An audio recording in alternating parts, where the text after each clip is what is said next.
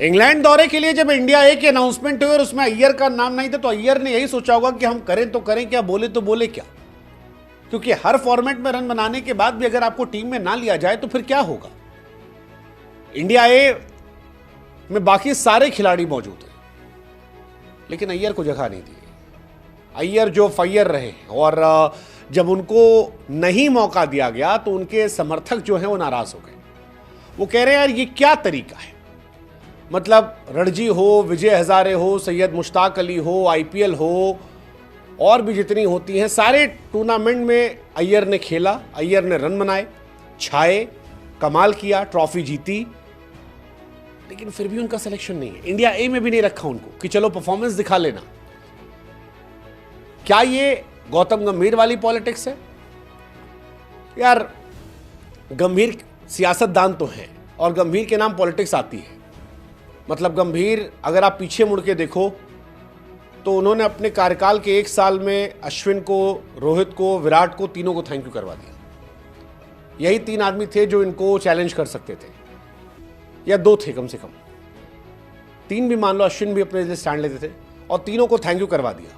उस पर भी मीम बन रहे थे कि एक ज़माने में धोनी ने रोहित के लिए, विराट के लिए गंभीर को भगाया था, भाई ने वेट किया 12-13 साल, लौटा और सबको थैंक यू करवा दिया।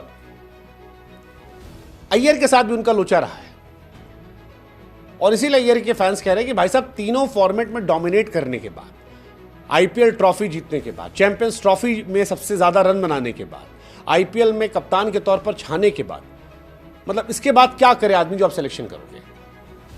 किसी ने कहा कि यार मैं ज़्यादा पढ़ रहा हूँ या कम पढ़ रहा हूँ, क्योंकि 2 खिलाड़ी का नाम गायब है, एक ऋषभ पंत, एक अय्यर। तो या तो ये गारंटेड है या बाहर है, लेकिन अखबारों की जो खबर है वो कहती है कि बाहर है, गारंटेड नहीं है। द्रविड़ जब थे तो द्रविड़ रेड बॉल में इनको बैक करते थे, मुझे याद है सूर्य कुमार यादव फिट थे एक बार और ये चलता कौन खेलेगा, द्रविड़ ने कहा अगर अय्यर फिट है तो वही खेलेंगे, कोई डाउट नहीं है। लेकिन अब अय्यर के लिए वो कहानी नहीं है, गंभीर थोड़ा अलग हिसाब के। और जब गंभीर केकेआर के भी कोच थे तो श्रेयस अय्यर को क्रेडिट नहीं मिला था, और वहां पर एक बवाल चला था,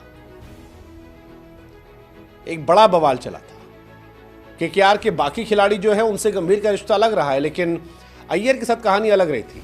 अब अय्यर जो परफॉर्म कर रहे हैं लगातार, उनके ड्रॉप होने पर बड़ी सारी कहानियां चल रही हैं, बड़ी सारी थ्योरीज जो है वो निकल कर आ रही है, और वो बनती भी है क्योंकि अय्यर ही कैप्टेंसी में पंजाब ने अच्छा किया है, जबरदस्त खेल रही है।